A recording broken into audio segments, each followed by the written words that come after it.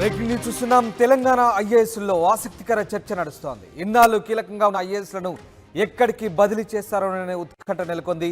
BRS ప్రభుత్వంలో కీలకంగా వ్యవహరించిన అరవింద్ కుమార్, స్మితా సబర్వాల్, జయేష్ రంజన్, సందీప్ కుమార్ సుల్తానియా, నవీన్ మిత్తల్, దానకిషోర్ ఈ ఆరుగురిని ఏ శాఖకు పంపిస్తారనే చర్చ నడుస్తోంది.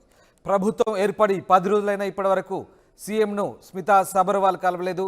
ఈ నేపథ్యంలో వీరిని ఏ శాఖకు బదిలీ చేయబోతున్నారు, ఎక్కడికి మార్చబోతున్నారనే చర్చ అయితే సాగుతోంది.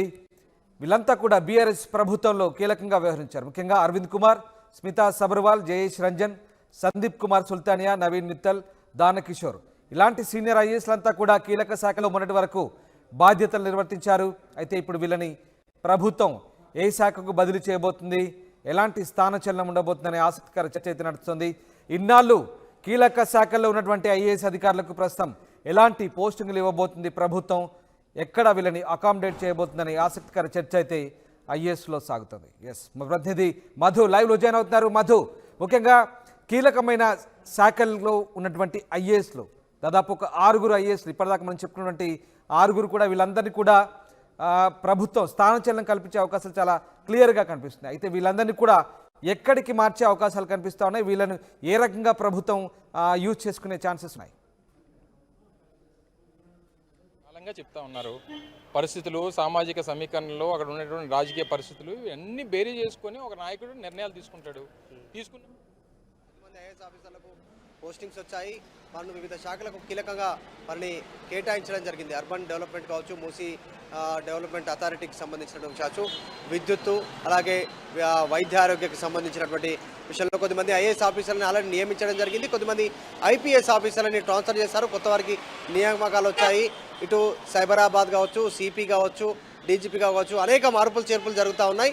ఇప్పుడు ముఖ్యంగా వినిపిస్తున్నటువంటి పేర్లలో గతంలో అరవింద్ కుమార్, స్మితా సబర్వాల్, జయేష్ రంజన్ కావచ్చు, సందీప్ కుమార్ సుల్తానియా, నవీన్ మిట్టల్, దానకిషోర్, ఇంకా కొద్దిమంది ఉన్నారు. కొద్దిమంది ఐపీఎస్ అధికారులు. వీళ్ళందరికీ సంబంధించినటువంటి పోస్టింగ్ల పైన సర్వత్రా ఆసక్తి కొనసాగుతూ ఉంది. వీరెవరూ కూడా ఇందాక చదివిన పేర్లలో ఏ ఒక్కరు కూడా ముఖ్యమంత్రి రేవంత్ రెడ్డిని కలవకపోవడం భారీగా చర్చ కొనసాగుతూ ఉంది. ఒక్కసారి డీటెయిల్స్లోకి వెళ్తే రామ్, 2023 ఎన్నికల కంటే ముందు రేవంత్ రెడ్డి కొన్ని కీలకమైనటువంటి స్టేట్మెంట్ చేశారు. అరవింద్ కుమార్ ఐఏఎస్ ఆఫీసర్గా ఎవరైతే ఉన్నారో, ఆయన ఇన్ఫ్రాస్ట్రక్చర్ అండ్ డెవలప్మెంట్ ఉన్నారో, ఆయన పైన తీవ్రమైనటువంటి ఆరోపణలు చేస్తారు. మైనింగ్, వీటన్నిటికీ ఆయనే సెక్రటరీగా కొనసాగుతున్నారు. ప్రభుత్వం తరఫు నుంచి తీవ్రమైన ఆరోపణలు చేశారు. 20 ఏళ్ళు నిన్ను జైల్లో పెట్టకుంటే నేను పేరు మార్చుకుంటానంటూ రేవంత్ రెడ్డి అరవింద్ కుమార్ ఐఏఎస్ ఆఫీసర్ను ఉద్దేశించి మాట్లాడడం జరిగింది. అలాగే జయేష్ రంజన్ని, సోమేష్ కుమార్ని తొలగించాలి అనేటువంటిది వాళ్ళు చాలా స్పష్టంగా చెప్పడం జరిగింది.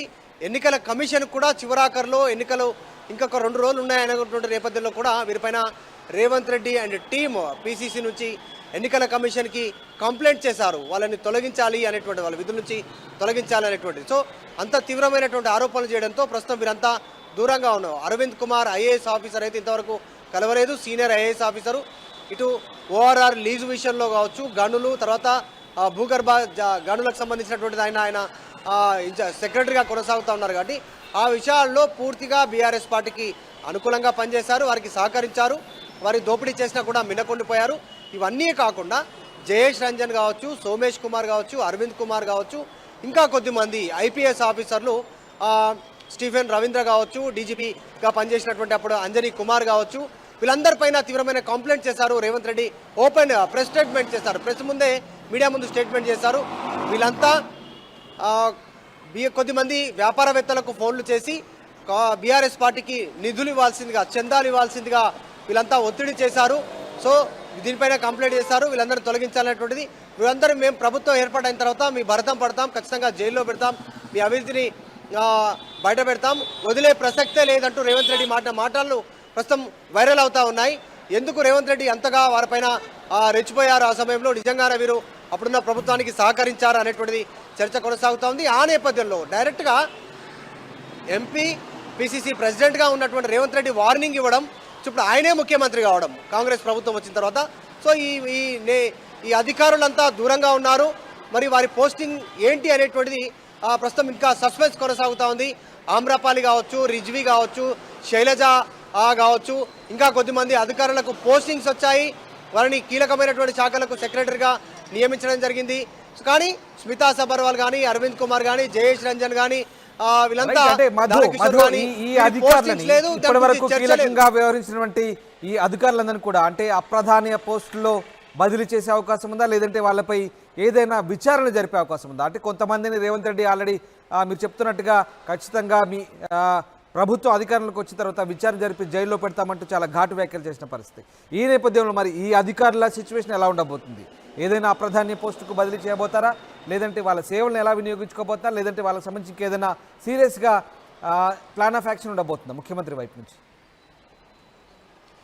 ఖచ్చితంగా ప్రస్తుతానికైతే ప్రాధాన్యత లేనటువంటి పోస్టులోకి వారిని పంపించేటువంటి అవకాశం చాలా స్పష్టంగా కనిపిస్తూ ఉంది. కానీ సీనియారిటీ వైజ్ చూస్తే వాళ్ళకి ఎక్కడో ఒక శాఖలో ఖచ్చితంగా ప్లేస్మెంట్ ఇవ్వాల్సినటువంటి పరిస్థితి ఉంటుంది. మరి ఆ శాఖలు ఏవి, అంత ఇంపార్టెంట్ లేనటువంటి, అంతగా ప్రాచుర్యం లేనటువంటి శాఖలు ఏవి అనేటువంటిది ప్రభుత్వం ఆలోచిస్తుంది. ఖచ్చితంగా వారిని ఆ శాఖల్లోకి వారిని ఇన్ఛార్జీలుగా కానీ, కమిషనర్లుగా కానీ, తర్వాత సెక్రటరీలు కానీ పంపించేటువంటి అవకాశం ఉంది. ఎందుకంటే కీలకమైనటువంటి శాఖల్లో ఇప్పటికే సీఎంఓలో కానీ, ఇటు మంత్రిత్వ శాఖలకు వైద్య ఆరోగ్య, విద్యుత్తు, అలాగే అర్బన్ డెవలప్మెంట్కి సంబంధించినటువంటి ఐటీ, వీటికి సంబంధించిన వాళ్ళు కొత్త వాళ్ళని నియమించే ప్రయత్నం చేశారు.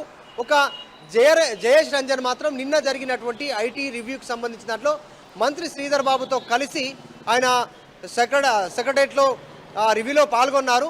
కానీ తర్వాతి పరిస్థితి ఏంటి అనేది కూడా తెలియదు. జయేష్ రంజన్ కూడా ఇంతవరకు ముఖ్యమంత్రిని కలవలేదు. ఆయన కేటీఆర్కి అత్యంత సన్నిహితంగా ఉన్నారు. జయేష్ రంజన్ ఐటీ ఇండస్ట్రీకి సంబంధించి టెక్నాలజీ, ఎలక్ట్రానిక్స్ వీటన్నిటికి సంబంధించి ఆయన ప్రిన్సిపల్ సెక్రటరీగా ఉన్నారు. సో స్మితా సబర్వాల్ అయితే పర్సనల్ సెక్రటరీగా ఉన్నారు. ముఖ్యమంత్రికి నీటిపారుదల శాఖకు సంబంధించిన సెక్రటరీగా కొనసాగుతూ ఉన్నారు. వీళ్ళందరి ఫలితం ఏంటి అంటే నెక్స్ట్ పోస్ట్ ఏంది అనేటువంటిది. స్మితా సబర్వాల్ ఒక్కరే ఇంతవరకు ట్వీట్ ద్వారా ఆమె ఒక్కరు మాత్రమే రిప్లై ఇచ్చారు. తెలంగాణ సర్వీస్లోనే ఉంటాను, నా తెలంగాణ రాష్ట్రం, ఇక్కడే నేను సర్వీస్ చేయడానికి గర్వపడతానని ఒక స్టేట్మెంట్ ఆమె ట్వీట్ ద్వారా తెలిపే ప్రయత్నం చేశారు. కానీ జయేష్ రంజన్ కానీ, అరవింద్ కుమార్ కానీ, దానకిషోర్ కానీ, ఇంకా సందీప్ కుమార్ సుల్తానే కానీ వీళ్ళెవరూ కూడా ఐఏఎస్ ఆఫీసర్లు ఇంతవరకు రిప్లై లేదు. అంతతో పాటు ఎవరికి అందుబాటులో లేరు. కనీసం ముఖ్యమంత్రిని కూడా కలవనటువంటి పరిస్థితి, ఇతర మంత్రులను కూడా కలవలేదు జయేష్ రంజన్ మినహాయిస్తే. అటు స్మితా సబర్వాల్ సీతక్క పంచాయతీరాజ్ డిపార్ట్మెంట్ బాధ్యతలు తీసుకున్నప్పుడు ఆమె అక్కడికి వచ్చినట్టుగా కనబడింది. బట్ ఇప్పటివరకు అయితే ముఖ్యమంత్రిని కలవలేదు. బట్ వీళ్ళంతా కూడా మనం చెప్తున్నట్టు ఈ కీలకమైన ఐఏఎస్ అధికారులంతా కూడా వాళ్ళ విధులకు హాజరవుతున్నారా, లేదంటే ప్రస్తుతం వాళ్ళు ఎలాంటి రిపోర్ట్ చేశారు సీఎంఓకి? అంటే మనం అధికారులను కొంతమందిని కనుక్కునే ప్రయత్నం చేశాం, వివరణ కోరే ప్రయత్నం చేశాం. వాళ్ళు చెప్పింది ఏంటంటే జయేష్ రంజన్ని రిలీవ్ చేయలేదు, అలా అని చెప్పి వేరే శాఖకు కేటాయించలేదు. కాబట్టి ఆయన IT and electronics and information ఏదైతే ఉందో దానికి సంబంధించినటువంటి ప్రిన్సిపల్ సెక్రటరీగానే కొనసాగుతారు. స్మితా సబర్వాల్ సీఎంఓ ముఖ్య కార్యదర్శిగా ఉన్నారు, నీటిపారుదల శాఖకు సంబంధించినటువంటి అధికారిగా ఉన్నారు. కాబట్టి ఆమె ఆ పోస్టులో ఉన్నట్టుగానే భావించాల్సినటువంటి అవసరం ఉంది. అది అలాగే అరవింద్ కుమార్ కావచ్చు, వీళ్ళందరూ ఆయా పోస్టుల్లో ఉన్నట్టుగానే ఖచ్చితంగా చూడాల్సినటువంటి అవసరం ఉంది. ఎందుకంటే వారిని తొలగిస్తున్నట్టు కానీ, మారుస్తున్నట్టు కానీ వేరే శాఖకు ప్రభుత్వం నుంచి ఎలాంటి ఉత్తర్వులు వెలువడలేదు. కానీ వారు మాత్రం ప్రభుత్వ పెద్దలను కలవడంలో కాస్త దూరం మెయింటైన్ చేస్తూ ఉన్నారు. రేవంత్ రెడ్డిని కలవలేదు. 10 రోజులైపోయింది. ప్రభుత్వం చాలా స్పీడ్గా పరిగెడతా ఉంది. వరుస సమీక్షలు, సమావేశాలు, అసెంబ్లీ వరుస రివ్యూలు, మంత్రులు వారి శాఖలకు సంబంధించినటువంటి అధికారులతో రివ్యూలు చేస్తున్నా వీరెక్కడా కలవలేదు. కలిసిన వాళ్ళలో ఇప్పటి వరకు మాట్లాడుకున్న వాళ్ళలో స్మితా సబర్వాల్ మాత్రం బాధ్యతల స్వీకరణ సందర్భంగా సీతక్కను కలిస్తే నిన్న ఐటీకి సంబంధించినటువంటి రివ్యూ, నెక్స్ట్ పెట్టుబడులు ఎలా ఉండాలి, ప్రస్తుత పరిస్థితి ఎట్లా ఉంది, what is the IT development అనేటువంటి దాని మీద ఎజెండా మీద రివ్యూ చేస్తే దాంట్లో జయేష్ రంజన్ పాల్గొన్నారు. ఆయన కూడా కొనసాగింపుగా ఉంటుంది, ఆయనకు ఇతర శాఖకు బదిలీ చేస్తారా ఏంటి అనేటువంటిది ఇంతవరకు తెలియలేదు. సో ప్రభుత్వం మాత్రం చాలా సీరియస్గా ఉన్నట్టుగా తెలుస్తూ ఉందిరా వీళ్ళ మీద. ముఖ్యంగా అరవింద్ కుమార్ కావచ్చు, ఇంకా కొద్దిమందికి సంబంధించినటువంటి ఐఏఎస్ ఆఫీసర్లు అప్పుడు బీఆర్ఎస్ పార్టీకి చాలా సన్నిహితంగా వారికి అనుకూలంగా మెలిగారనేటువంటిది ఆగ్రహంగా ఉన్నారు. సో వారిపైన ఖచ్చితంగా ప్రభుత్వం చర్యలు ఉంటాయి, ఇతర శాఖలకు బదిలీ చేసే అవకాశం చాలా స్పష్టంగా కనిపిస్తూ ఉంది. Right, thanks for the update Madhu. ఇది మొత్తం మీద కీలక అధికారులుగా వ్యవహరించి మొన్నటి వరకు బీఆర్ఎస్ ప్రభుత్వంలో కీలకంగా వ్యవహరించిన కొంతమంది సీనియర్ ఐఏఎస్లకు స్థానచలనం తప్పేలేదు. ప్రభుత్వం వీళ్ళని మార్చే అవకాశాలు చాలా క్లియర్గా కనిపిస్తోంది. అలాగే ఎక్కడికి బదిలీ చేశారనే ఉత్కంఠ అయితే నెలకొంది. ఇన్నాళ్ళు కీలకంగా ఉన్నటువంటి ఈ ఐఏఎస్ల సేవలను ఎలా వినియోగించుకోబోతున్నారు, దాంతోపాటు గతంలో వీళ్ళపై ఉన్న ఆరోపణలకు సంబంధించి ఏమైనా కమిషన్ వేసి చర్యలు తీసుకునే అవకాశం ఉందా, లేకుంటే సీఎంఓ ఎలాంటి నిర్ణయం తీసుకుంటుంది అనేది మాత్రం ఇంకా ఉత్కంఠగా మారిన పరిస్థితి. అయితే ఇప్పటి వరకు ఈ కీలక అధికారులంతా కూడా దాదాపు 6 మంది వరకు కూడా వీళ్ళంతా